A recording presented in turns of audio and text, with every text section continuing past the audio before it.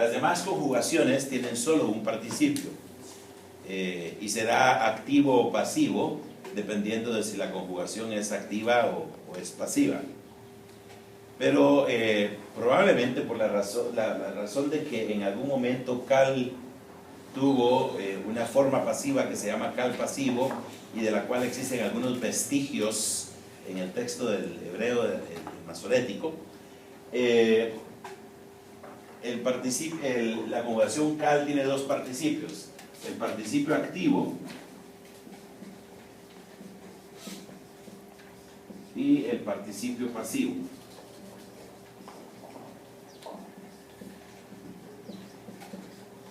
El participio activo es el que tenemos en estas conocidas formas que aparecen mucho como sustantivos que tienen el patrón como la palabra shofet, juez, con holem y ser las vocales. El participio pasivo es muy conocido, es decir, hay una forma del participio pasivo que es muy conocida y que en ese verbo particular en cal solo aparece en su participio pasivo. Es la forma que incluso se ha utilizado como un nombre, Baruch, que significa bendito o bendecido, ¿no?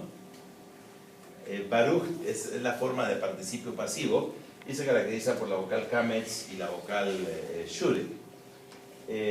Esta la estudiaremos más adelante, lo que es el participio pasivo, pero ambas formas son participios de la conjugación cal.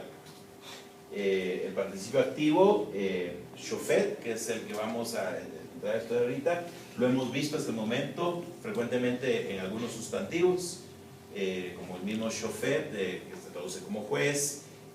Mencionaba la palabra goel, redentor, la palabra kohen, sacerdote. Son palabras que tienen esa formación de participio. Se usa frecuentemente como un patrón de sustantivo, es decir, el participio frecuentemente se usa como un patrón de sustantivo, pero en su función de participio pues tiene un amplio uso verbal, y más adelante veremos el uso del participio pasivo. Otra palabra conocida que es en forma un participio pasivo es el nombre de la tercera sección del Antiguo Testamento en hebreo, la palabra ketuvim.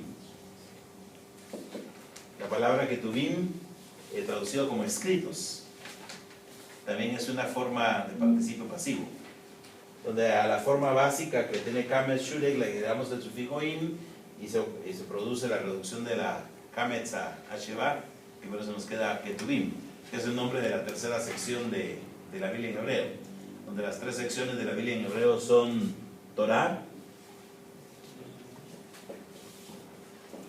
la ley, ¿no?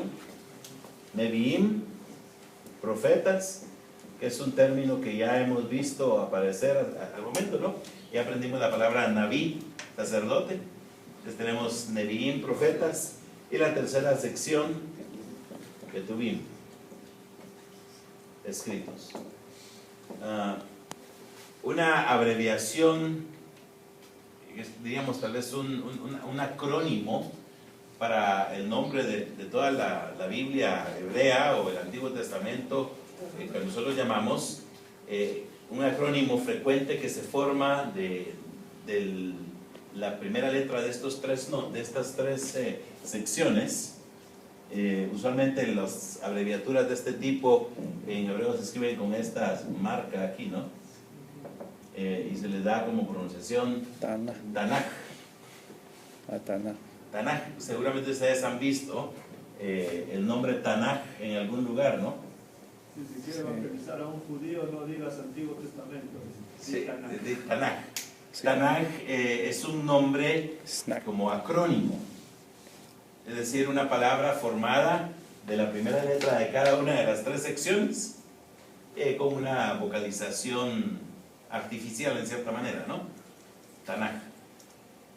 Así como, por ejemplo, el Seminario Teológico Centroamericano se abrevia su nombre a Zeteca, ¿no? Es un acrónimo formado las primeras dos sílabas por la primera sílaba de Seminario Teológico y la última sílaba que es de la C de centro y la A de americano, ¿verdad? Pero es un acrónimo, ¿no?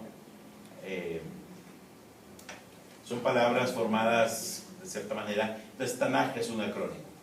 ¿Qué significa, profesor? Es el Antiguo Testamento. O sea, la palabra Tanaj en sí misma es una palabra como todo acrónimo o sigla, digamos, ¿no? En cierta manera, acrónimo y sigla, o sea, la sigla es un tipo de acrónimo. Porque normalmente los acrónimos forman una palabra que se lee. Por ejemplo, ONU en español es una sigla y es un acrónimo que se lee como una palabra. Organización de las Naciones Unidas, ¿no? ONU. Uno dice la Naciones Unidas, dice la ONU, dice uno, ¿no? KFC, Kentucky Fried Chicken. A veces sería más una, sí, es una sigla, ¿no? Pero los acrónimos se pueden leer como palabras, ¿no? Por ejemplo, UNESCO, se puede leer como palabra. Entonces, en sí, la palabra no tiene ningún sentido como palabra, pero el sentido que tiene es porque representa una contracción de un nombre más grande. Y en ese sentido llega a tener todo ese sentido. Es como que digamos Torah Nevi'im Ketuvim, pero no se dice todo, solo se dice Tanaj. Entonces Tanaj es el Antiguo Testamento, la Biblia hebrea, ¿no? La Biblia judía. Tanaj. Oye, solo mencionaba por el participio pasivo, ¿no? Que la tercera sección en forma es un participio pasivo, ¿no? Escritos. Muy bien, entonces mencioné que la conjugación vocal tiene dos participios, el participio activo y el participio pasivo. Por el momento vamos a ver el participio activo, más adelante veremos el participio pasivo. El participio, en casi todos los idiomas, los participios son lo que se llaman adjetivos verbales. Es decir, son formaciones verbales cuya función se traslapa con la función de un adjetivo. Pero son verbos y son adjetivos.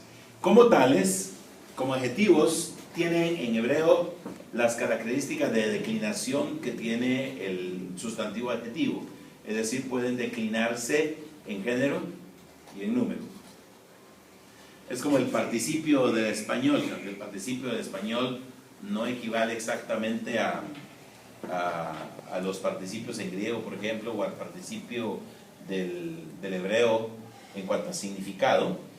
Bueno, en griego tal vez sí equivale al participio, ciertas formas del participio perfecto, del participio aoristo, pero el participio del español, a diferencia del gerundio, que es una formación que no tiene declinación, o sea, es indeclinable. El gerundio simplemente tiene terminaciones ando y yendo y punto, ¿verdad? O sea, no se pluraliza ni se feminiza, sino el gerundio simplemente es una formación indeclinable. A diferencia del gerundio, el participio sí es una formación declinable. Por ejemplo, de los verbos clásicos, ¿no? Amar, temer, partir, tenemos los participios amado, temido, partido. Y cuando tienen la función de adjetivo, los participios pueden declinarse en cuanto a género y número. Cuando tienen una función en perífrasis verbal, dependiendo de cuál tipo de perífrasis sea, también pueden declinarse.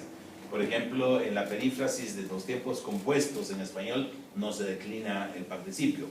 He amado, he temido, he partido, no varía dependiendo del número del sujeto. Hemos amado, hemos temido, hemos partido. Pero si es en la perífrasis de voz pasiva, sí se declina. Soy amado, somos amados. Ella es amada, ellas son amadas. Entonces, dependiendo del tipo de perífrasis, lo que ocurre es que en la perífrasis de voz pasiva es casi una construcción tipo predicativa, ¿no? Entonces ahí es una función muy parecida a la del adjetivo. Entonces en español los participios sí se pueden declinar en cuanto a género y número. De esta manera el participio hebreo también se declina en cuanto a género y número. Indistintamente de que sea participio activo o sea participio pasivo, se va a declinar en cuanto a género, en cuanto a número. Como es un adjetivo, es decir, el participio funciona como adjetivo, va a tomar entonces las mismas terminaciones del sustantivo adjetivo. Es decir, tenemos el singular, tenemos el plural, tenemos masculino, vamos a ponerlo mejor de esta manera. Tenemos masculino, tenemos femenino, tenemos singular, tenemos plural. Para el masculino